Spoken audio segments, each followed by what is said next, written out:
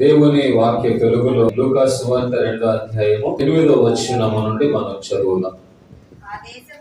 ఆ దేశములో కొందరు గొర్రెల కాపరులు పొలములో ఉండి రాత్రి వేళ తమ మందను కాచుకొనుచుండగా ప్రభువు దూత వారి యొద్దకు వచ్చి ప్రభు మహిమ వారి చుట్టూ ప్రకాశించినందున మిక్కిలి భయపడి, అయితే ఆ దూత భయపడకుడి, ఇదిగో ప్రజలందరికీ కలగబోవు మహా సంతోషకరమైన సువర్తమానము నేను మీకు తెలియజేయుచున్నాను. మీ కొరకు పుట్టి ఉన్నాడు, ఈయన ప్రభువైన క్రీస్తు. దానికి ఇదే మీ కానవాళ్ళు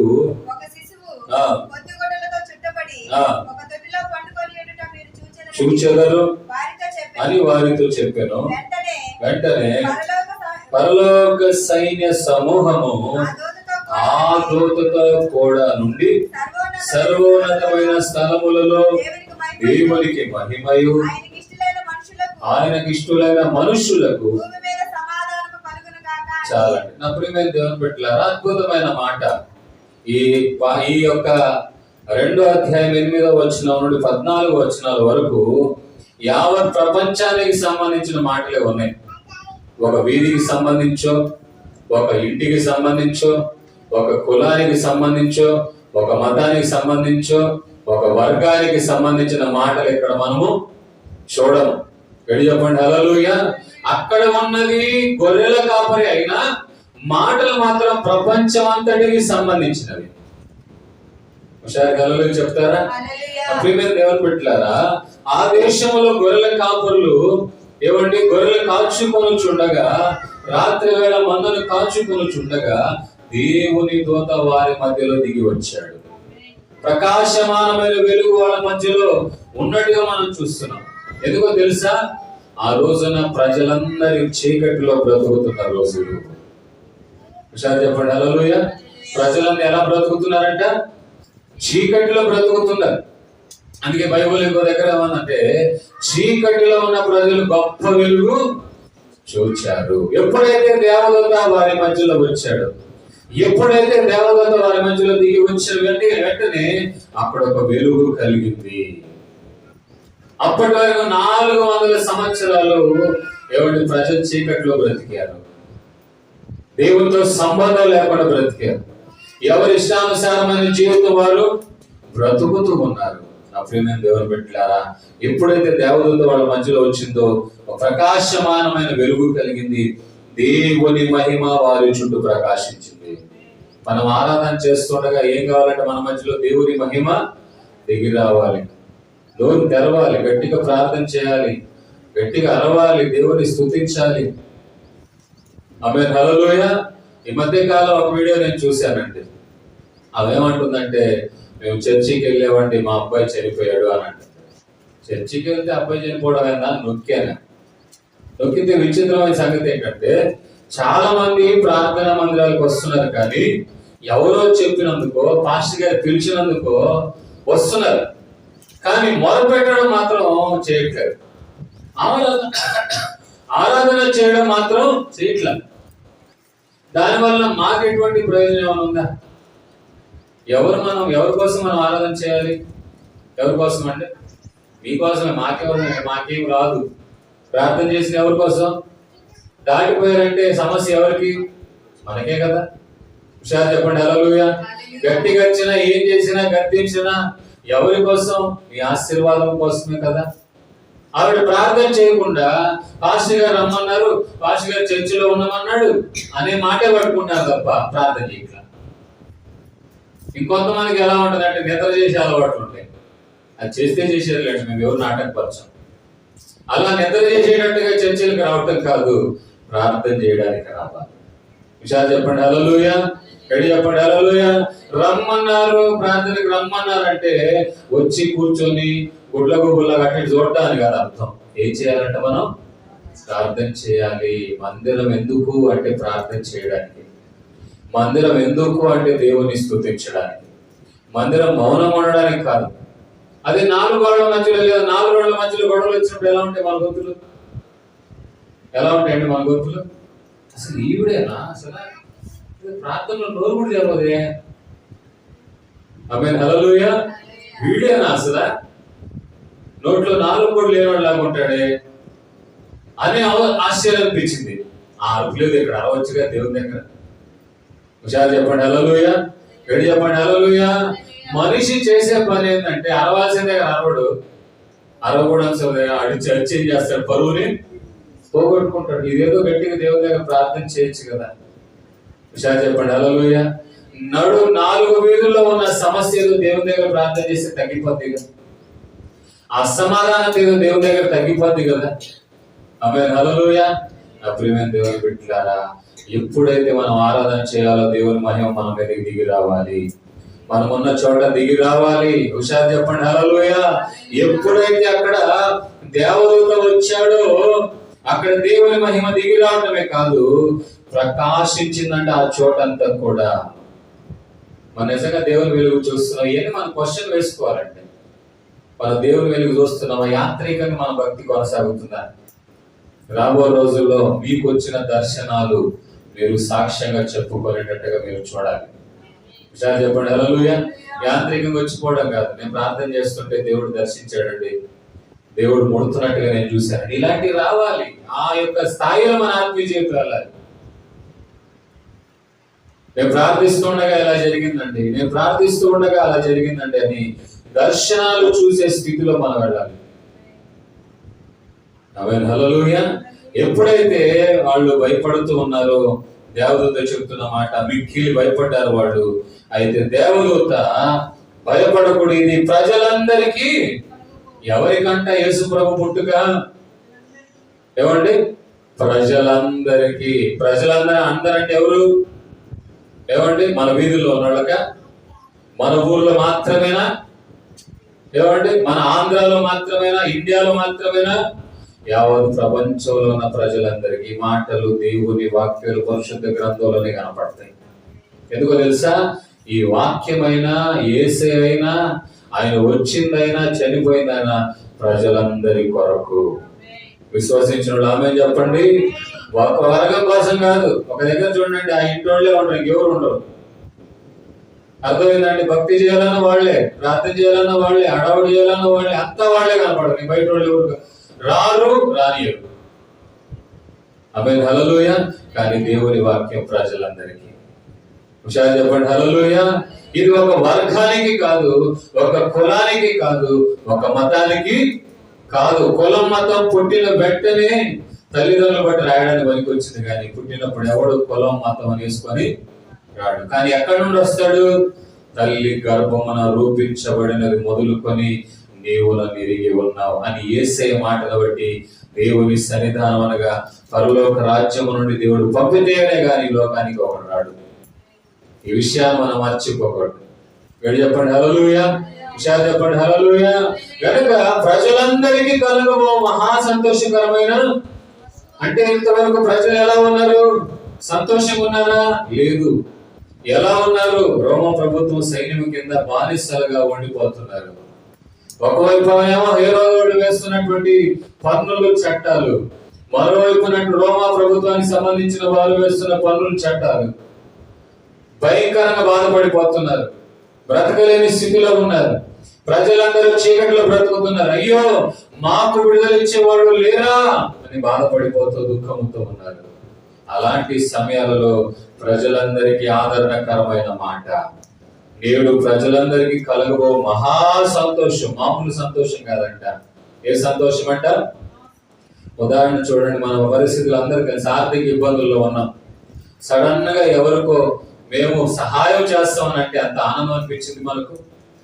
ఓ పెద్ద పెద్ద పండగలన్నిటికంటే ఎక్కువగా ఆనందం మనకు. అప్పుడు అమ్మ గట్టికి నాయన వాడు వచ్చి అడుగుతారు అనుకున్నాం, వీళ్ళు వచ్చి నిలబెడతారు అనుకున్నాం, దేవుడు కార్యము చేశాడని ఆనందపడతాం.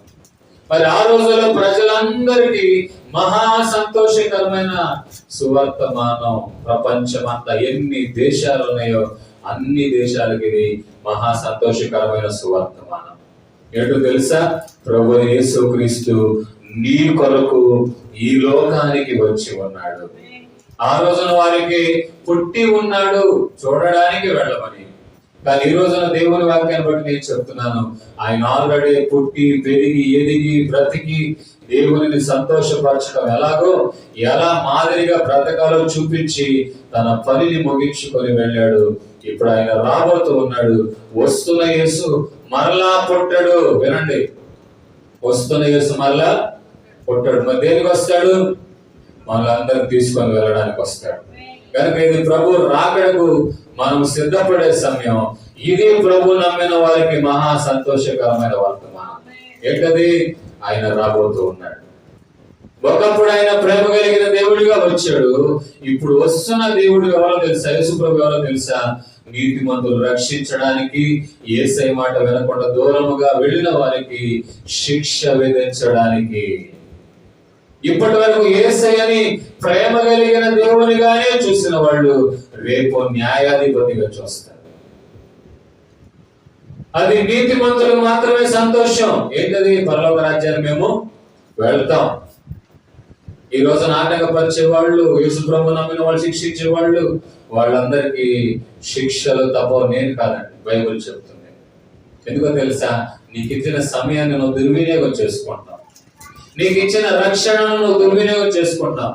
ఆయన ప్రేమ కలిగిన దేవుడుగా ఏమండి, ఆయన వచ్చిన సందర్భాన్ని నువ్వు వినియోగించుకోకుండా, ఆయన ద్వారా ఉచితముగా ఇవ్వబడే ఆశీర్వాదాలను పొందకుండా, నీకు నచ్చినట్లుగా, నీకు మెచ్చినట్లుగా, నీకు తోచినట్లుగా నీవు నిర్మించిన వాటి కోసమో, నీవు నిర్మించి నీవు చేసుకున్న వాటి కొరకే నువ్వు పోరాడుతున్నావు. కానీ యేసే కనికరాన్ని నువ్వు పొందలేకపోతున్నావు. ఈరోజు చాలా మంది యేసు ప్రభువుని హింసించడానికి ఒకే కారణం అండి, ప్రేమ కలిగిన దేవుడు. దేవుడు నమ్మిన వాళ్ళు కనికరాన్ని చూపించాలి, ఏమనకూడదు అంటే మాత్రం చర్చికి వెళ్తారు కానీ అంటారే తప్ప, కానీ ఎప్పటికి కూడా ఎవరు కూడా ఎందుకు తెలుసా? ఇది దేవుని సమయం, ఇది ప్రభు యొక్క సువార్త ప్రకటించబడే సమయం. ఒకసారి ఆలోచించండి, ఒకప్పుడు ఎంత సువార్త ఉందా? మరి ఈరోజు ఎక్కడ పడితే అక్కడ ఎందుకని ప్రకటిస్తున్నారు? ఎక్కడ పడితే అక్కడ మరి వ్యక్తిగతంగా కానీ కరపత్రికలు ఇవ్వటం కానివ్వండి, సంఘాలలో చెప్పటం కానివ్వండి, వ్యక్తిగతంగా కూడా. ఎందుకని? సమయం ఆసనం అవుతుంది, సువార్త విస్తరించబడుతుంది, విని రక్షింపబడాలి. ఎందుకంటే ఇదే అనుకూల సమయం, ఇదే రక్షణ దినం. ఒకప్పుడు రక్షకుడు వచ్చాడు నిన్ను రక్షించడానికి. ఇప్పుడు ఆయన రాబోతూ ఉన్నాడు నీకు ఇచ్చినటువంటి సమయాన్ని దుర్వినియోగం చేసుకొని రక్షణ పొందకపోవటం వల్ల నీకు న్యాయం తీర్చడానికి. ఆమేన్, హల్లెలూయా. కనుక ప్రజలందరికీ కలగబో మహా సంతోషకరమైన సువర్తమానము, దావీదు పట్టణమందు నేడు రక్షకుడు మీ కొరకు దావీదు పట్టణమందు పుట్టాడు. అంటే ఎక్కడ పుట్టాడంటే ఆయన కేంద్ర బిందువుగా ఉన్నటువంటి ఆ చోట పుట్టి ఆ ప్రాంతము నుండి సువార్త అంతా కూడా ప్రబలినట్లుగా మనం చూస్తూ ఉన్నాం. ప్రియమైన దేవుని బిడ్డలారా, ఈ రోజున దేవుని వాక్యాన్ని బట్టి మనం చూస్తున్నాం, దావీదు పట్టణమందు రక్షకుడు మీ కొరకు పుట్టి ఉన్నాడు. విషయాలు చెప్పండి, హల్లెలూయా. ప్రియమైన దేవుని బిడ్డలారా, దేవుని వాక్యంలో దావీదు పట్టణమందు ఆయన పుట్టాడు. ఆయన పేరంట క్రీస్తు, అభిషిక్తుడు. మరో దగ్గర యేసు అనగా రక్షకుడు, మరో దగ్గర ఇమ్మానుయేలు అనగా దేవుడు మనకు తోడు. మరి ఈ రోజున ఆయన ఆశీర్వాదాలు పొందుతున్నామా? లేకపోతే ఊరికే దేవుని నమ్ముకొని కాలవ్యాపం చేస్తున్నామా? అర్థమైందండి? మనం దేవుని సన్నిధానాన్ని అనుభవించగలుగుతున్నామా? దర్శనాలు చూడగలుగుతున్నామా? పరిశుద్ధాత్మను పొందగలుగుతున్నామా? సన్నిధానంలో వచ్చిన వాళ్ళ సంగతి మనము సిద్ధపడితేనే ఇతరులు సిద్ధపరచగలుగుతాం. మనము దేవుని సువార్త బాగా తెలుసుకుంటేనే ఇతరులు సువార్త ప్రకటించగలుగుతాం. మనము దేవుని వాక్యాన్ని విని ఆ వాక్యములో నిలిచి ఉంటేనే ఇతరులను దేవుని సరిగా నడిపించడం ఎలాగో మనం తెలుసుకోగలుగుతాం. విషయాలు చెప్పండి, హల్లెలూయా. ప్రియమైన దేవుని బిడ్డలారా, దేవుని వాక్యాన్ని బట్టి మనం ప్రార్థించగలిగితే, దేవుని వాక్యం అంటుంది దావీదు పట్టణములో ఆయన పుట్టి ఉన్నాడు.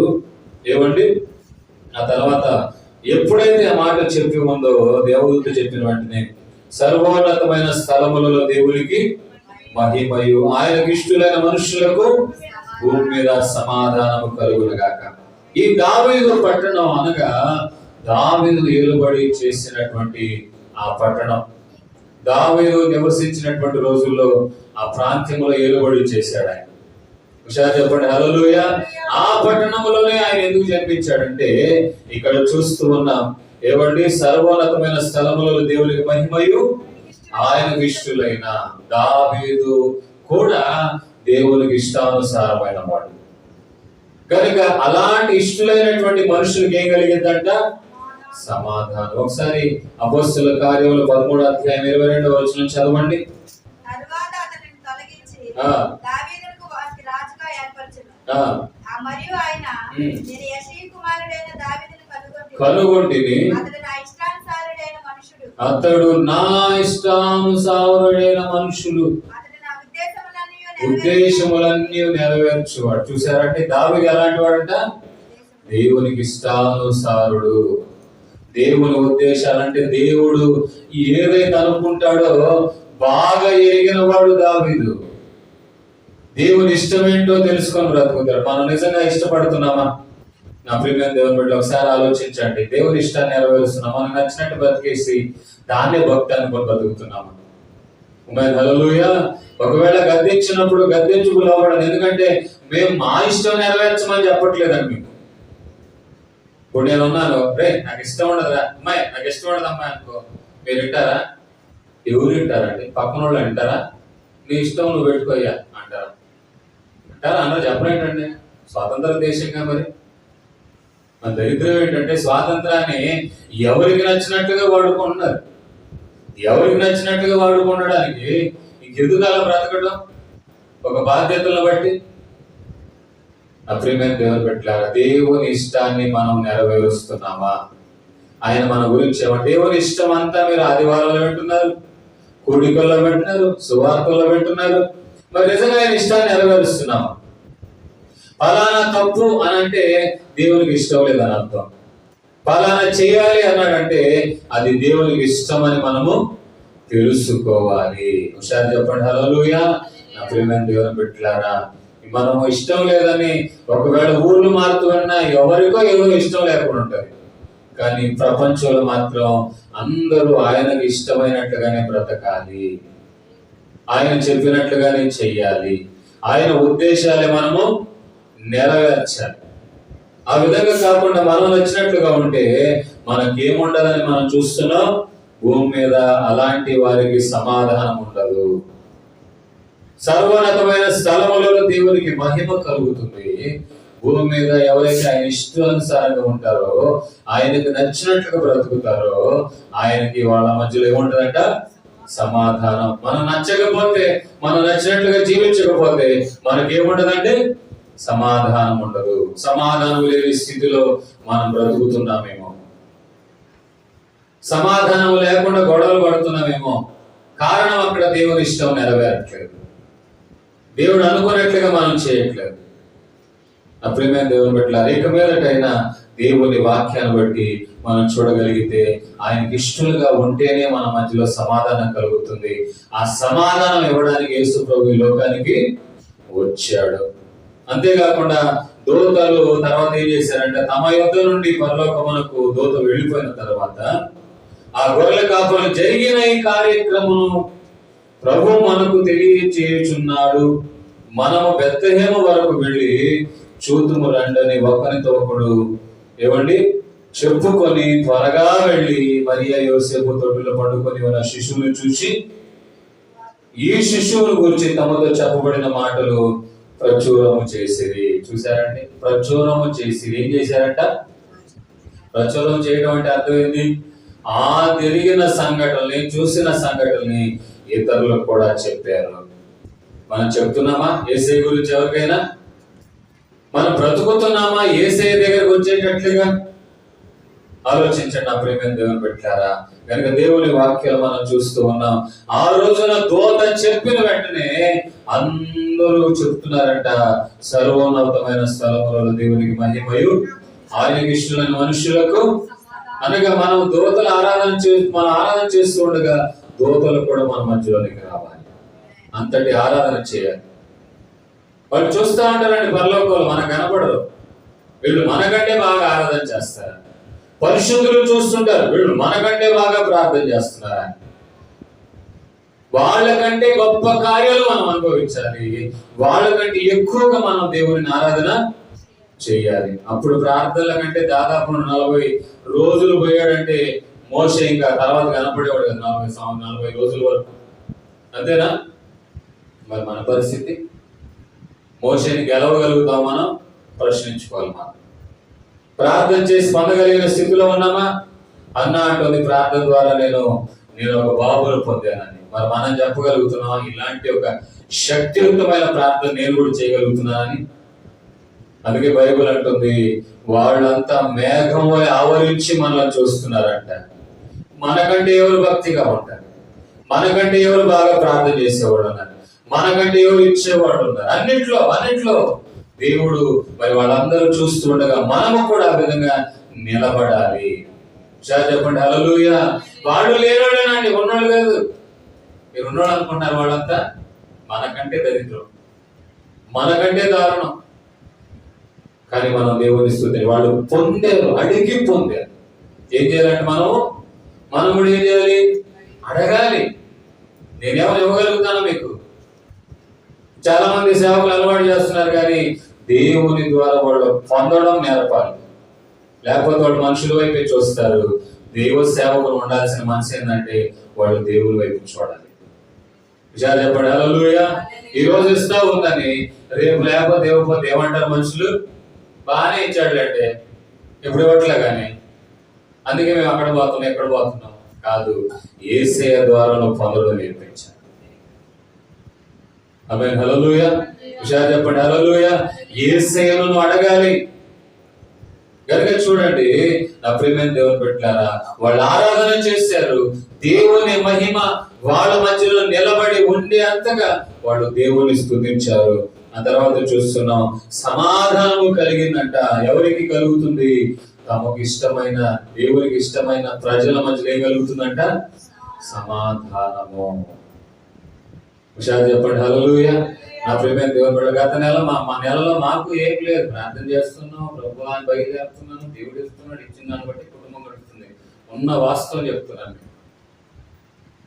మాకు ఇచ్చిన దాంట్లో కూడా మాకు కట్టాల్సిన వాటి కూడా ఎవరు సహకరించబోక పరిచయం గురించి ఎంతమందిని అడిగాను నేను. చేయగలిగిన వాడు చేయలేకపోతే అది తెలిసిన వాళ్ళు కూడా మేము గొప్ప అనేవాడు పొందుతున్నారు కదండి. ఎంత నలిగిపోయినా నాకు బాగా తెలుసు. ఒకవైపునేమో తల్లిదండ్రులు వాళ్ళు వయసు అయిపోయి వాళ్ళ అనారోగ్యంతో బాధపడుతున్నారు. వాళ్ళు ఏమైనా అడుగుదామా? వాళ్ళ వయసు నుంచి మేము చూడాల్సిన సమయం. ఏం చేయాలి ప్రభు? పరిస్థితి ఏం అర్థం కావట్లేదు. ఒంటరిగా ఉండి బండ్ల మీద వెళ్తున్నా, ఒంటరిగా కూర్చొని ఎన్ని రోజులు ప్రార్థన చేశాను. దేవుడు ఆ విధంగా లేపటం, నిలబెట్టడం, సహకరించడం, తలా ఒక్కొక్క వాటి కొరకు దేవుడు ముందుకు నడిపించడం జరిగింది. ఇది ప్రభువుని బట్టి ధైర్యంగా చెప్తున్నాను. విషయాలు చెప్పండి హల్లెలూయా. నా ప్రియమైన దేవుని బిడ్డలారా, దేవుని వాక్యాన్ని బట్టి మనం చూస్తున్నాం, ప్రభువుని మనం సంతోషపరచాలి, ఆయనకి ఇష్టంగా బ్రతకాలి. అప్పుడే ఆయనకి ఇష్టమైన మనుషుల మధ్యలో సమాధానము. నేనేదో టాపిక్ చెప్పట్లా, అక్కడున్న సందర్భం చెప్తున్నా. మీరు టాపిక్లు ఆలోచించకండి. ఇంతగా ఆయన ఇష్టం గురించి చెప్తున్నాడు, అది నేనేం చెప్పట్లేదు, ఈ సందర్భం గురించి చెప్తున్నాను. విషయాలు చెప్పండి హల్లెలూయా. ఎప్పుడైతే వాళ్ళంట వెళ్ళి చూశారో, వాళ్ళు ఏదైతే విన్నారో వాళ్ళు చూశారు, వాళ్ళు దేవునిని స్తుతించారు, ఇతరులు కూడా ఆ విషయాన్ని ప్రచురించారు. మనం ఎంతమంది యేసు ప్రభు నీ కొరకు పుట్టాడని చెప్తాం? చెప్పండి. పండగ అంతా ఆడవాడు బాగానే ఉంటుంది కదా, నువ్వు ఎంతమందికి చెప్పావు? అసలు క్రిస్మస్ ఎవరికండి?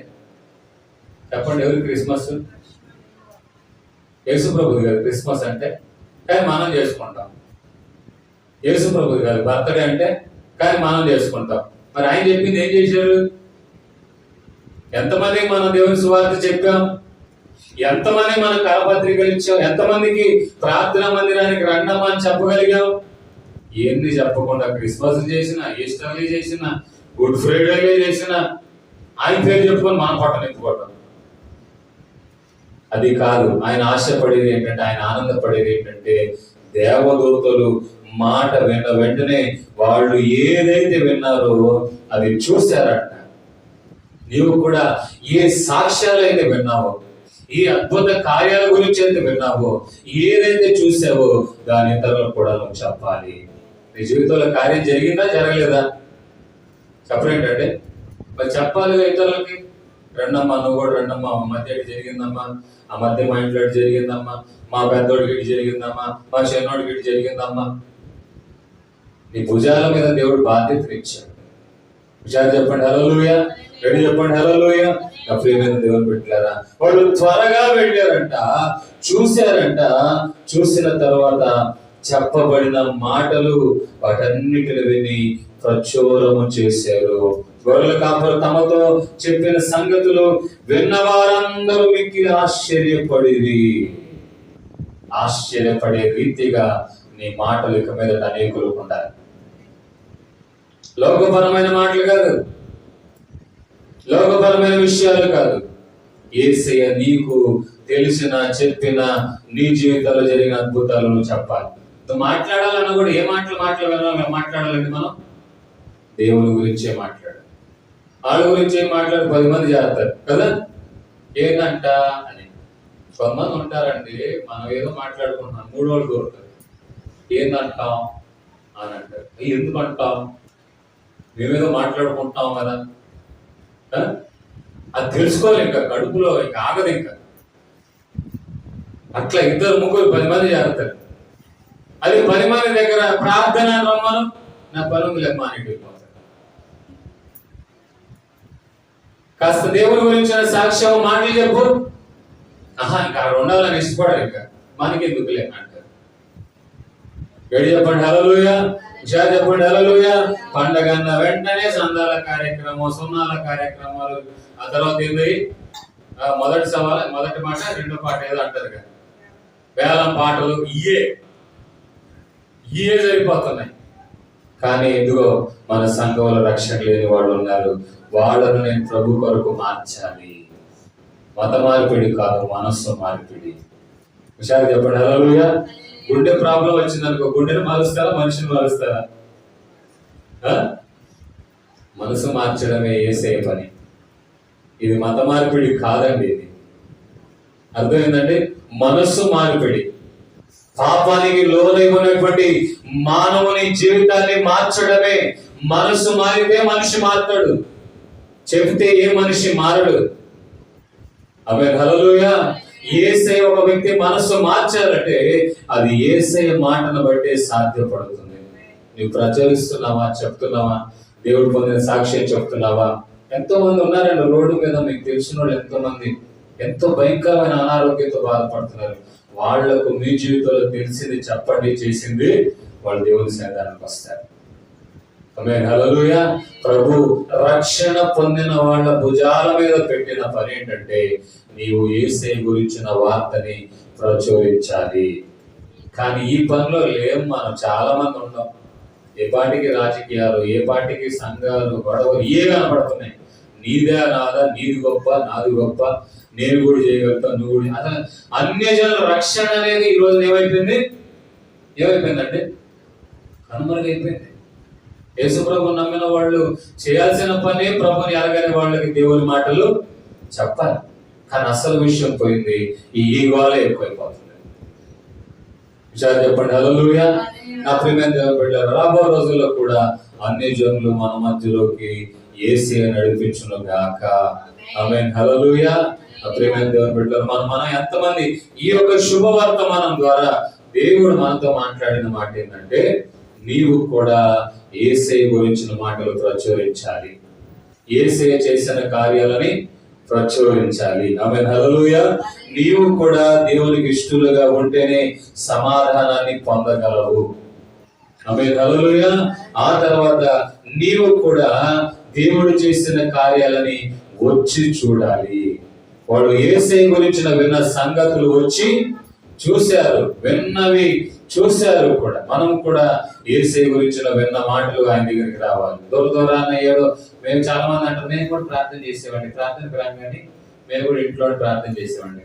ఆ రెండు ప్రార్థన చేస్తే సరిపోదు, నీవు ప్రార్థన మందిరానికి రావాలి. హుషారు చెప్పండి హల్లెలూయా. ఈ ప్రార్థనలు విని ఏకైక చోటు ప్రార్థన మందిరం. నీ దిశ దశ మార్చబడే చోటు ప్రార్థన మందిరం. నీ కన్నీటి ప్రార్థన ఆలకించే అద్భుతాలు జరిగే చోటు ప్రార్థన మందిరం. అన్ని తరగతులు అన్ని స్థాయి కలిగిన వాళ్ళు వాళ్ళ జీవితాన్ని మార్చుకొని ఏకైక చోటు ప్రార్థన మందిరం. ఆమేన్ హల్లెలూయా. హుషారు చెప్పండి హల్లెలూయా.